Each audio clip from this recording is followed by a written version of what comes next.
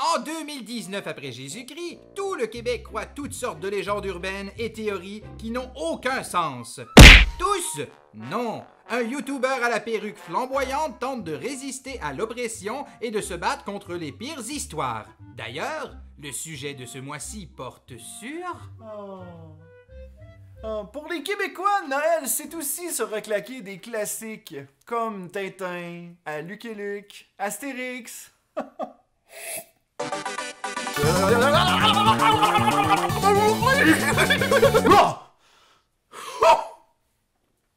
Mais savez-vous qu'Astérix le Gaulois a déjà été accusé d'encourager le fascisme? C'est quoi le fascisme? Fascisme, non masculin, est un système politique autoritaire qui associe populisme, nationalisme, totalitarisme au nom d'un idéal collectif suprême. Oui, mais Luduc, c'est quoi le totalitarisme? Ta gueule! Ok, donc Astérix le facho, mytho-réalité.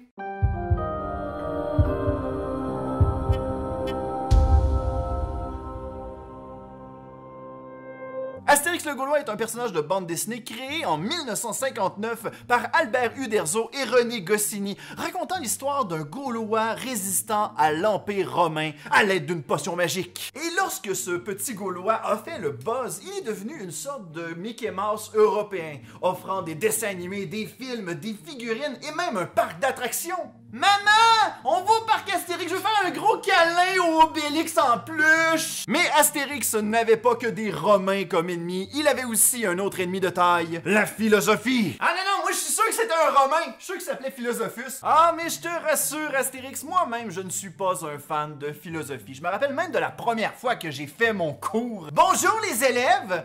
Ce cours vous permettra de réfléchir par vous-même et à vous créer des opinions selon les enjeux d'aujourd'hui. Oui, mais monsieur, l'exercice d'aujourd'hui nous demande de dire comment Sigmund Freud aurait réagi, c'est bien ça? Exact, Luduc! Et j'imagine que dans la dissertation, vous allez nous demander de tout écrire ce que vous nous avez enseigné pendant le cours, puis il n'y aura aucune trace de nous, ce qu'on pense. Ok, toi, je pense que tu vas pocher ton cours. Va-t'en d'ici. Mais mes basses notes en philo ne m'ont pas empêché d'être l'homme sain d'esprit que je suis aujourd'hui. Mais est-il vraiment nécessaire de classer les êtres humains avec de simples notes?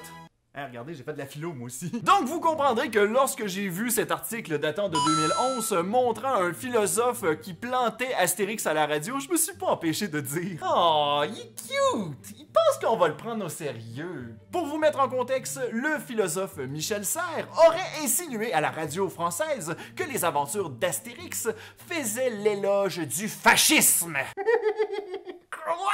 Selon lui, 3 arguments viendraient prouver ses dires. Premièrement, tout comme Hitler, chacun des problèmes d'Astérix serait réglé par la violence. Aussi, l'utilisation de la potion magique serait une sorte d'éloge aux drogues. Une potion magique qui serait fournie par Panoramix, le pusher du quartier. Et le fait d'attacher et de bâillonner le bar d'assurance Tourix viendrait représenter un mépris face à la culture et une glorification face à la force pure. Ah ouais, tant qu'à ça, c'est aussi une ode au BDSM. Michel Serres vient même comparer les Gaulois à Hermann Göring, car celui-ci a déjà dit « Quand j'entends le mot culture, je sors mon revolver.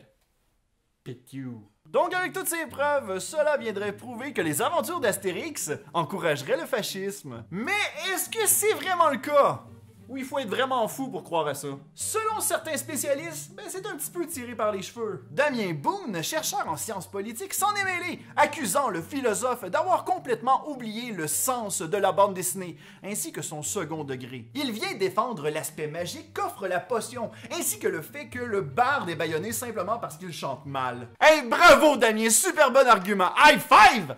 Car une œuvre qui traverse les années peut souvent être réinterprétée parce que la culture change, de même que ses enjeux. Et des réinterprétations de bande dessinée, ça, il y en a eu un tas. Prenons par exemple l'écrivain Antoine Bueno qui avait comparé les Schtroumpfs à un archétype d'utopie totalitaire, empreint de stalinisme et de nazisme. Donc en gros, le grand Schtroumpf représentait Staline, les Schtroumpfs représentaient les soldats qui obéissaient à Staline, et Gargamel était une représentation vulgaire d'un juif capitaliste qui était représenté par la propagande. Des questions? Ah, c'est quoi le totalitarisme?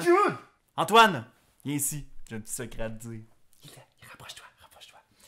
C'est C'est juste une BD, ok? Damien ajoute qu'il est impossible d'évaluer une œuvre classique avec le regard d'aujourd'hui sans le risque de faire une analyse anachronique. Mais cependant, je viendrai pas tout mettre les œufs dans le même panier. Il y a quand même d'autres cas différents. Prenons par exemple des œuvres comme Tintin au Congo et Le Lotus Bleu, qui sont aujourd'hui considérées comme des œuvres un petit peu plus racistes qu'auparavant, parce que dans le temps, c'était la vision qu'avaient les Européens face aux autres nations. Et ça, c'était un aspect que Hergé, le créateur de Tintin, voulait absolument montrer dans ses bandes dessinées. Se pourrait-il que Michel Serres ait fait une analyse un peu maladroite sur Astérix en prenant en compte un tas de facteurs qui auraient été pris dans un album de Tintin? Ça se peut très bien. Après tout, Michel s'est déjà avoué comme étant un tintinophile. En passant, un tintinophile, c'est un fan de Tintin. Hein, pas une ITS. De là à dire qu'Astérix encouragerait le fascisme, on n'a aucune preuve ou confirmation de la part des créateurs. Mais heureusement, Michel Serres s'est excusé une semaine plus tard en avouant que son langage avait été un petit peu excessif. Selon lui, les termes fasciste et nazi étaient sortis accidentellement de sa bouche. Aussi, il avoua ne pas avoir pris en compte l'humour ainsi que le second degré dans son analyse. Mais que si l'on oublie l'humour et le second degré, bon, ok, là, c'est pas pareil. Mais c'était basé sur des faits, par exemple. Bon, tout est bien qui finit bien. I guess. C'était-tu des excuses, finalement? Mais avec les informations que nous avons d'accumuler jusqu'à présent, non. Astérix n'est pas une représentation du fascisme. Peut-être une figure des années 60 représentant la résistance française lors de la Deuxième Guerre mondiale, mais encore là. Le mettez donc faux! Mais au cas où Monsieur Serres écouterait cette chronique, je tiens à lui donner quelques petits faits divers sur Tintin. Savez-vous que des médecins ont analysé chacune des aventures de Tintin et en ont conclu que Tintin aurait un total de 191 commotions cérébrales? Et un autre petit fait... Luduc, ça sert à rien parce qu'il pourra pas voir ta chronique. Ah, comment ça se fait, là? Hein, il est beaucoup trop fier pour regarder une opinion de quelqu'un d'autre. Non, il est comme... Il est mort en juin 2019. Ah. Ok. Awkward. Merci à tout le monde d'avoir écouté ce nouvel épisode de Mytho-Réalité. J'espère que vous avez aimé ça. N'hésitez pas à mettre un petit pouce en l'air, vous abonner, aller commenter si vous êtes d'accord avec cette théorie, vos propres théories de votre côté. Un gros merci au studio dont on teste, ainsi qu'à Olivier. Oh, excuse. Olivier, allô? Merci beaucoup pour l'emploi de ton studio. Ça fait plaisir. Ouais, la prochaine fois, je te ferai pas mal. Et allez voir directement la chaîne de On Teste. Fait que sur ce... Je sais pas comment finir ça. Ouais, pas tant. Moi aussi, je veux m'en aller.